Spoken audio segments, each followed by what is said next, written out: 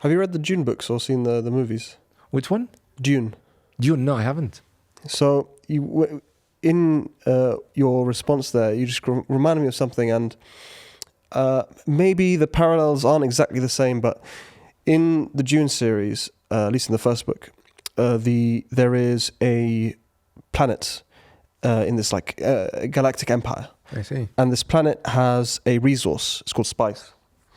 And the people of this planet have been oppressed by the empire because the empire thought or saw it necessary to keep them oppressed in order for them to extract the spice, exploit the natural resources. And so it was necessary to the function of the empire, or the empire decided it was necessary for the functioning of the empire for this people to be oppressed. And because of how extreme the oppression became, these people, led by a sort of messiah figure, but these people ended up rising up and overthrew the entire empire.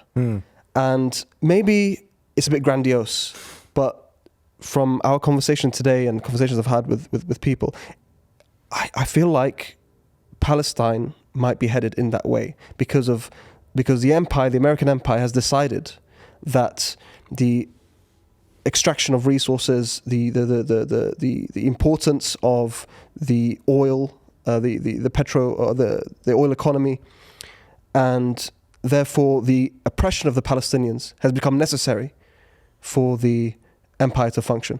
I don't know, maybe you have some thoughts on that. I think I haven't seen the Dune. They're interesting films. They're interesting films. I think I'm curious now. I may go and see and try to make some parallels with Palestine. But this is the story of empires and colonial powers. It's not just a political enterprise. At the heart, it is an economic one. It's about economic extraction. It's about making those lands work for you. It's about commodifying.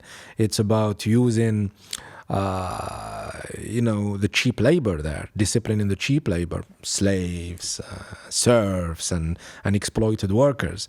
The same thing happened in so many settler colonies, and the colonialism works that way, through extraction. But then those systems of domination and extraction get expanded, and it becomes neo-colonialism, even if you're let's say politically independent, formally political independent, your economy is still being controlled. And we see that in so many countries in Africa where former colonial powers have huge economic stakes, and they dictate what you should be doing for your own economy, what you should be extracting, what you should be exporting, while creating sacrifice zones, externalizing the environmental and social costs, creating poverty in those areas, and at the same time, they get richer and richer. So when we come to the discussion on Palestine, I think that's why we need to broaden the discussion. It's not just about Palestine and Israel, because that's what we hear in the mainstream media, the Israeli-Palestinian conflict. Or even Hamas conflict. Or just Hamas, it's Israel and Hamas. So it's just that is the problem. No.